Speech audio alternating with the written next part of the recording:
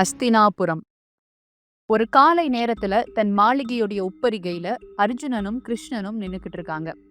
அப்போ வீதியில போற வரவங்களை எல்லாம் கவனிக்கிறதும் மக்களுடைய நலனை பத்தியும் ரெண்டு பேரும் பேசிக்கிட்டு இருக்காங்க. அப்போ திடீர்னு அர்ஜுனன், கிருஷ்ணா அங்கே பார் அப்படின்னு சொல்ல கிருஷ்ணரும் திரும்பி பார்க்கறாரு. அர்ஜுனன் சுட்டி காட்டின இடத்துல ஒரு பண்டிதர் தன் மேல் துண்டை ஏந்தி வரவங்க கிட்ட எல்லாம் யாசகம் கேட்டுக்கிட்டு இருக்காரு. அவரை பார்த்தால் நன்கு கற்ற கல்விமான் போல் தெரிகிறதே, இவருக்கேன் இந்த நிலை கிருஷ்ணா? அதுதான் விதி பார்த்தா.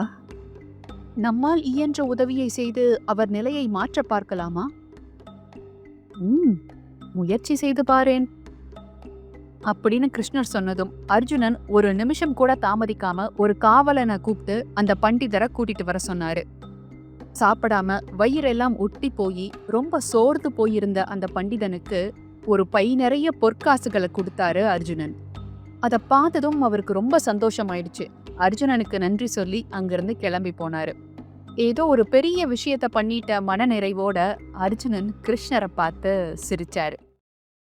இந்த பொற்காசுகளால அந்த பண்டிதருடைய வறுமை போச்சான்னு கேட்டா இல்லைங்க. கிருஷ்ணர் அன்னைக்கு சொன்ன அந்த விதி பண்டிதரை விரட்ட ஆரம்பிச்சுது. அடுத்த நாள் காலையில அர்ஜுனனும் கிருஷ்ணரும் அதே மாதிரி உப்பரிகையில நின்று பேசிக்கிட்டு இருக்கும் போது நேத்து அவங்க பார்த்த அதே பண்டிதர் தெருவுல நின்று யாசகம் கேட்டுக்கிட்டு இருந்தாரு. இத பார்த்த அர்ஜுனனுக்கோ ரொம்ப அதிர்ச்சி ஆயிடுச்சு. உடனே காவலனை அனுப்பி அந்த பண்டிதரை கூட்டிட்டு வர சொன்னாரு.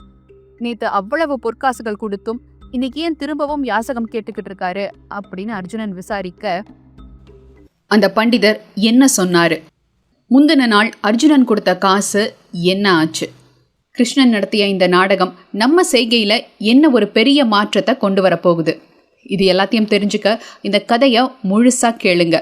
இந்த கதையோட லிங்க் இந்த சேனல் நேமுக்கு கீழே இருக்கு, கிளிக் பண்ணி பாருங்க.